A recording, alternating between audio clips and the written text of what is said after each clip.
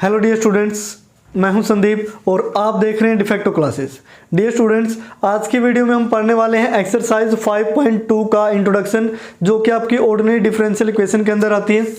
तो एक्सरसाइज 5.2 क्या कहती है, वो 5.1 से बस थोड़ी सी अलग है। वो अलग क्या है उसके लिए मैं बताता हूँ भाई। जो एक्सरसाइज 5.1 थी उसमें आपने पढ़ा था कि होमोजीनियस जो इक्वेशन है, होमोजीनियस लीनियर इक्वेशन, क्लियर, ये हमें गिवन थी होमोजीनियस लीनियर इक्वेशन। इसको हमने किस में चेंज किया था? Linear equation with constant coefficient, constant coefficient, clear. अब इसमें हमने चेंज किया था 5.1 के अंदर, लेकिन अब 5.2 के अंदर क्या आएगी कि लीनियर डिफरेंशियल इक्वेशन गिवन होगी। लीनियर डिफरेंशियल इक्वेशन जैसे कि आप देख पा रहे हैं इस फॉर्म की होंगी, वो मैं अभी आपको एक्सप्लेन करूंगा। अब आपने क्या करना है कि जो लीनियर डिफरेंशियल इक्वेशन है ये होमोजेनियस लीनियर इक्वेशन से कुछ अलग फॉर्म की होंगी। पहले आपने इसको किस में चेंज करना है? होमोजेनियस लीनियर इक्वेशन के अंदर, और फिर वही स्टेप यानी कि नेक्स्ट आपने linear equation with constant coefficient जो 4th चैप्टर था उसके हिसाब से उसको सोल्व करना है। यानी कि पहले क्या था, 4th चैप्टर में हम सिर्फ ये चीज पढ़ रहे थे, ये 4th चैप्टर था भी आपका।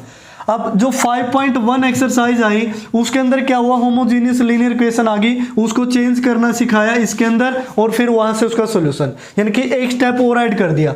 अब ये बोल रहा है कि अगर कोई इससे भी अनदर फॉर्म हो तो पहले उसको चेंज करो, यानी कि 5.2 में ये वाली चीज आई भी। अब 5.2 में लीनियर डिफरेंशियल इक्वेशन को पहले इसमें चेंज करना है और बाद में फिर 4th में, और उसके हिसाब से फिर उनका क्या निकालना है, सॉल्यूशन। यानी कि एक स्टेप और ऐड हो गया अभी इसके अंदर, क्लियर। तो ये है इसका मेन मुद्दा।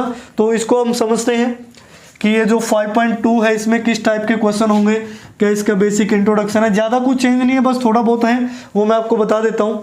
इसके अंदर है equation reducible to homogeneous linear equation, जो मैंने अभी लिखा कि वो सारे इक्वेशन जिनको हम होमोजेनियस लीनियर इक्वेशन के अंदर चेंज कर सकते हैं या रिड्यूस कर सकते हैं, उनको कैसे सोल्व करेंगे। तो इसके लिए देखिए हमने इक्वेशन है जो वो कंसीडर कर ली है। इक्वेशन कुछ इस टाइप की है, पी नोट ए प्लस बी एक्स की पावर एन। 5.1 में क्या था, ये ए प्लस बी एक्स नहीं था, इस पूरी ब्रैकेट की जगह अकेला एक्स था, एक्स की पावर एन, एक्स की पावर एन माइनस 1। लेकिन अब एक्स की जगह ए प्लस बी एक्स ये इस तरीके से आ गया, ए भी कोई भी कॉन्स्टेंट वैल्यू हो सकती है।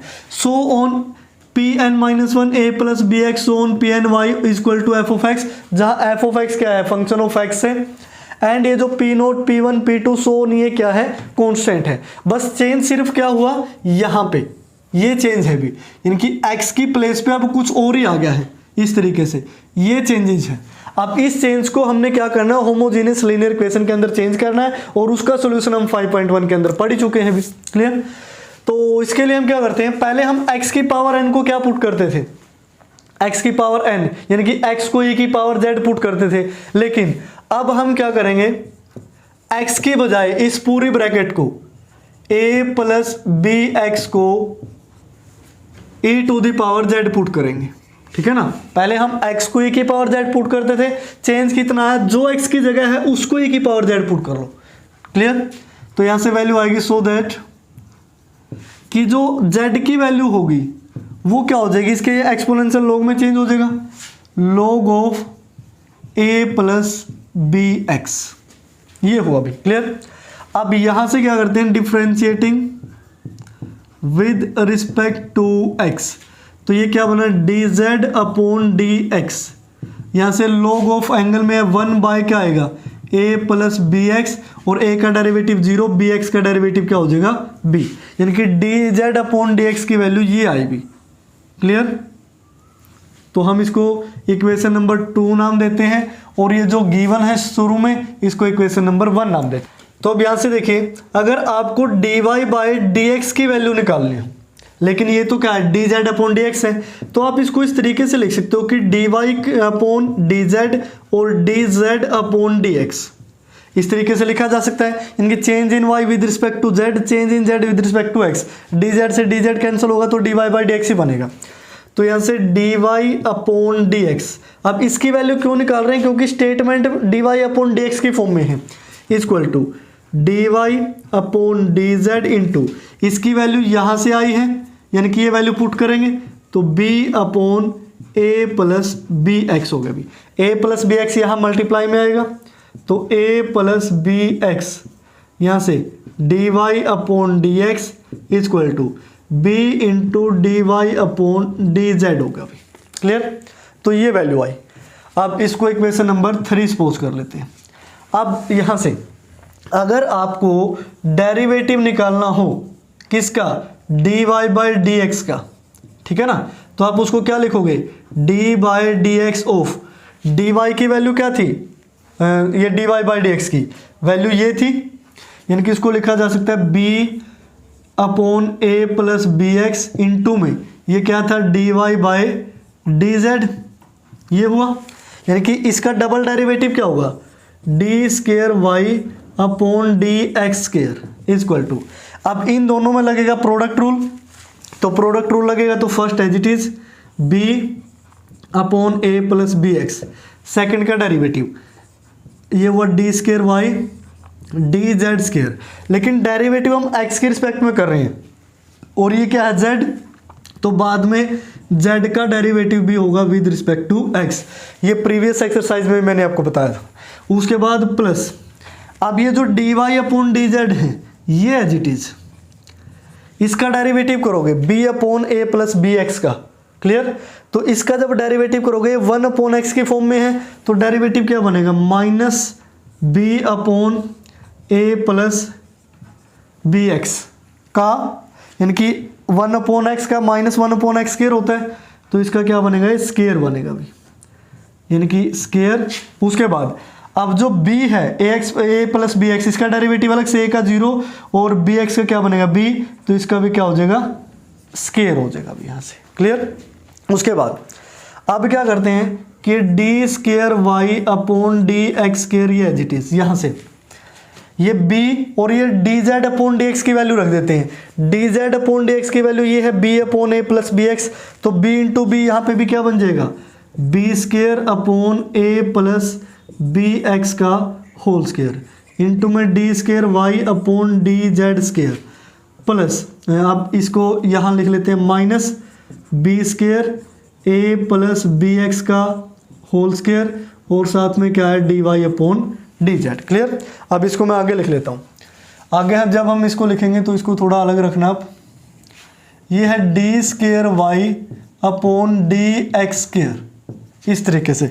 अब इन दोनों में से ये बी स्केयर और वगैरह ये कॉमन आ रहा है, तो इसको मैं लिख लेता हूँ b square upon a plus B x का होल स्केयर, तो यहाँ पे क्या बचेगा, यहाँ पे d square y by d z square, d square y upon d z square और माइनस में बचा d y upon d z. तो आप यहाँ से चेक कर सकते हैं, ये ओनली ये बचेगा नेगेटिव और ये। क्लियर? अब ये a प्लस बी एक्स का होल स्केयर लेफ्ट साइड लेके आओगे, a प्लस बी एक्स का whole square into d square y upon d x square, वो क्या बना भाई, b square into d square y upon d z square minus d y upon d z. Clear? तो ये आई थी हमारी equation number 3, इसको मैं मान लेता हूँ इक्वेशन नंबर 4। अब हम क्या करते हैं, पुट, या फिर चलो पहले पुट ही कर लेते हैं, डी अपॉन डी जेड को डी पुट करोगे इन इक्वेशन 3 एंड इक्वेशन 4। जब थर्ड में ये थर्ड थी, डी अपॉन डी जेड को आप क्या पुट करोगे, कैपिटल डी, तो ये वैल्यू क्या आएगी, ए प्लस बी एक्स और d y by d x, ये किसके इक्वल हो जाएगा, ये बी एज इट इज, ठीक है ना, और डी बाई डी जेड को आपने क्या पुट किया है, डी, तो ये क्या हुआ, डी और वाई। ऐसे जो ये हैं ये वाले equation, a plus B x का होल स्केयर और d square y d x square, ये क्या बनेगी, ये तो हुआ बी स्केयर इंटू में d square upon d z square की जगह क्या लिखोगे, डी स्केयर वाई माइनस ये क्या हुआ, डी वाई, क्योंकि डी अपॉन डी जेड को आपने क्या पुट किया, डी, और साथ में वाई तो है ही, तो इसको थोड़ा अलग फॉर्म में लिख लेते हैं, बी स्केयर, ये डी स्केयर माइनस डी है, इसको डी इंटू डी माइनस 1 लिख सकता हूँ और दोनों में से वाई कॉमन ले लिया, यानी कि दोनों में से पहले वाई को बाहर निकालो और डी स्केयर माइनस डी है, दोनों में से डी कॉमन लिया तो डी माइनस 1, यानी कि ये फर्स्ट यानी कि पावर 1 थी, पावर 2 यानी कि डेरिवेटिव, सिमिलरली इसी तरीके से अगर आपने वैल्यू निकालनी हो a प्लस बी एक्स का होल क्यूब और d square y upon d x square की, ओ सॉरी ये ट्रिपल डेरिवेटिव हो जाएगा ना, d cube d x cube. तो आप वैल्यू कैसे निकालोगे? तो जैसे हमने इनको सोल्व किया, बी स्केयर की जगह क्या आ जाएगा, बी क्यूब, और डी में से एक माइनस होगा, फिर एक और माइनस हो जाएगा 2 और यानी कि वाई, ठीक है ना। यानी कि देखो फर्स्ट पे फोकस करो, पावर एक थी, फर्स्ट डेरिवेटिव था, बी अकेला डी वाई, यानी कि डी में से 0 माइनस हुआ। जब पावर 2 डबल डेरिवेटिव है तो बी का स्केयर हो गया और डी में से फिर एक और माइनस हो गया, जैसे प्रीवियस एक्सरसाइज में था। जब पावर 3 आई तो यहाँ बी क्यूब होगा, डी में से एक माइनस होगा, डी में से 2 माइनस होगा और साथ में वाई। ऐसे ही अगर a प्लस बी एक्स की पावर n-1 और dn-1 y और dxn-1 हो तो उसको क्या लिखोगे, b की पावर n-1 हो जाएगा और d-1 d-2 so on. d में से क्या माइनस करना है अभी, कहाँ तक माइनस करना है, ये 2 था तो सिर्फ 1 तक माइनस किया था, 3 था तो कहाँ तक माइनस किया था, 2 तक। n-1 है तो इससे पहले वाला कौन सा होता है, n-2, तो n-2 जब माइनस करोगे d में से तो माइनस का n प्लस का 2 हो जाएगा और साथ में y आएगा। ऐसे ही जो लास्ट है हमारा a प्लस बी एक्स की पावर n और dny अपॉन dxn की अगर वैल्यू निकालनी हो तो वो क्या बनेगी, b to the power n d-1 d-2 so on. यहाँ से d-n और +1 और क्या हो जाएगा y, क्योंकि n था तो n-1 माइनस होगा यानी कि d में से, क्लियर। तो ये सारी जो वैल्यूज आई हैं यहाँ से लेके और यहाँ तक, ये वाली वैल्यूज हम कहाँ पुट कर देते हैं, इस इक्वेशन के अंदर, क्लियर। तो इसको मैं थोड़ा रफ कर लेता हूँ, तो यहीं से इसको हटा देते हैं अभी क्योंकि और तो स्पेस नहीं है, या फिर वहाँ ऊपर लिख सकते थे। तो यहाँ जब लिखोगे तो ये क्या बनेगा, पी नोट a प्लस इसकी पावर n, और अब इस कंप्लीट की जगह क्या लिखेंगे, ये जो हमने लास्ट में लिखा है ध्यान से देखिए, तो ये क्या बनेगा, b की पावर n d-1, इसको ज़्यादा नहीं लिखते, लास्ट में मैं सीधा क्या लिख लेता हूँ, d-n+1 और y सभी का बाद में लिख देंगे कॉमन लेके, ठीक है ना, प्लस ऐसे ही p1 इसकी पावर n-1 की जगह ये वाली वैल्यू लिखनी पड़ेगी, इनकी b की power n-1 d-1 so on d-n+2, ठीक है ना। इस तरीके से वैल्यू आती रहेंगी, सो ऑन, ये चलता जा रहा है भी ऐसे ही। लास्ट में ये आया pn-1 a plus B, pn-1 और a प्लस बी एक्स की पावर, ये स्टार्टिंग वाला, इसको हमने क्या लिखा था, b d और y सभी का हमने क्या ले लिया कॉमन, तो और लास्ट में क्या है pn, लास्ट में एक और रह गया pn, यहां तक हमने लिख लिया। और फर्स्ट टर्म के साथ भी y था, सेकंड के साथ भी, थर्ड के साथ, सो ऑन सभी के साथ y था, तो y लिख लिया अलग से। अब है f ऑफ x, अब हमें इस x की वैल्यू निकालनी है। अभी जो मैंने यहाँ स्टेप लिखा था उसमें हमने क्या पुट किया था कि a प्लस बी एक्स को e की पावर z पुट किया था, और अगर b की वैल्यू आपने निकालनी हो तो कैसे निकालोगे, b x equal to e to the power z minus a, और x की वैल्यू क्या आएगी, e to the power z minus a upon b, ये आप लिख सकते हो भी, ठीक है ना। यानी कि f ऑफ x की जगह यहाँ राइट साइड में भी तो चेंज होता है ना, तो e to the power z minus a और अपॉन b आप लिख सकते हो भी, क्योंकि अब सारा फंक्शन किसके हिसाब से चेंज होगा, z के हिसाब से। अब x वाली वैल्यू आपने नहीं रखनी, जहाँ x था उसकी जगह हमने क्या पुट किया था, e की पावर z, यानी कि a प्लस बी एक्स की जगह, तो x में तो कोई भी वैल्यू नहीं रहेगी।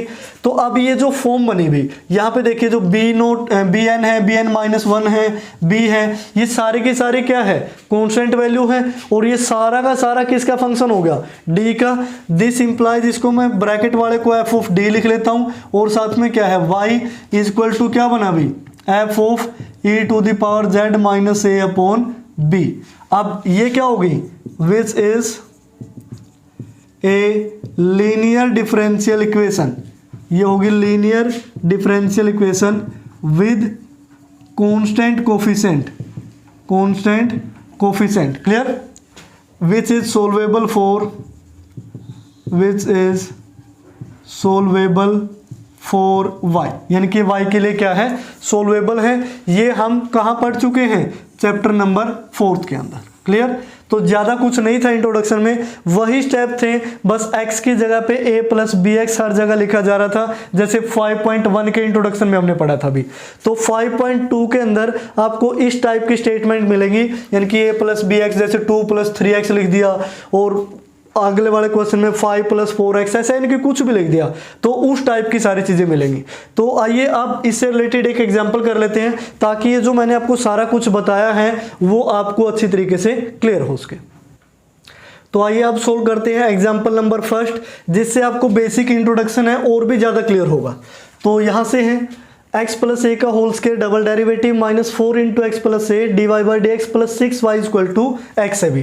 तो हमारा जो फर्स्ट स्टेप रहेगा, जैसे 5.1 में हम क्या करते थे, put x is equal to e की पावर z, लेकिन अब ये जो साथ में लगा है x प्लस ए, इसको e to the power z put करेंगे, सो दैट, ताकि कि जो z की वैल्यू है वो log ऑफ x प्लस ए हो जाए। ठीक है ना? क्लियर? कि z इक्वल टू क्या हो गया, log x प्लस ए। और हम मान लेते हैं लेट कि ये जो d बाई डी जेड है वो क्या है, कैपिटल D है। तो इस इक्वेशन को मैं किस फॉर्म में लिख सकता हूँ भी, इस इक्वेशन को लिखा जा सकता है d into D minus 1, double है ना तो एक तक माइनस होगा, -4, ये सिंगल है तो ओनली एक ही आएगा, प्लस 6, और सभी का जो y है वो आया कॉमन, इज इक्वल टू, अब ये x है, x की वैल्यू अगर हम यहाँ से निकालें तो क्या आएगी, e to the power z और माइनस का a, यानी कि यहाँ से x की वैल्यू निकाल के यहाँ पुट कर दी। अब ये सारा फंक्शन किस में होगा, z के अंदर होगा, और a यहाँ पे कोई भी कॉन्स्टेंट वैल्यू हो सकती है। तो ये होगी सिंबॉलिक फॉर्म। तो इसको थोड़ा और सोल्व कर लेते हैं। ये d square minus d minus का 4d प्लस 6 इंटू में y is equal to e to the power z minus से। अब इसके ऑक्सिलरी इक्वेशन निकालते हैं। देन ऑक्सिलरी इक्वेशन इज, अब जो ऑक्सिलरी इक्वेशन बनेगी उसको देखें, डी स्क्वायर ये कितना हुआ, माइनस का 5d plus 6 is equal to 0। जब फैक्टर बनाओगे तो -3 -2 बनेंगे, तो d -2 और d -3 इज इक्वल टू 0।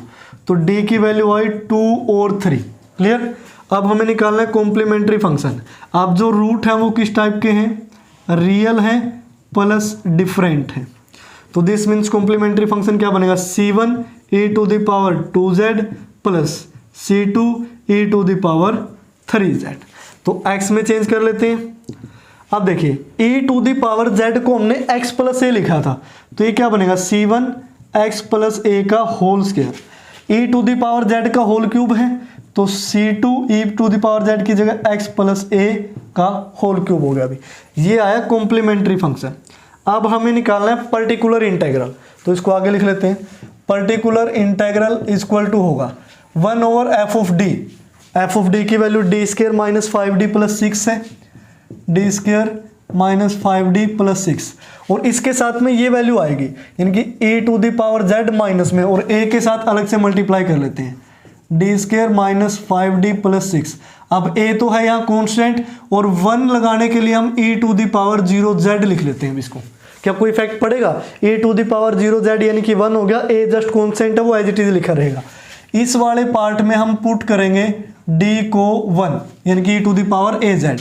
इस वाले पार्ट में हम पुट करेंगे d को 0।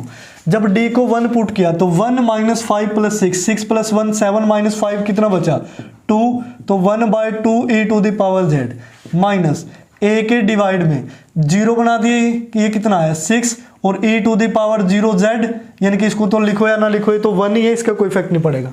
तो ये वैल्यू आई 1/2 e to the power z minus 1/6 a हो गया। ये pi की वैल्यू आई भी।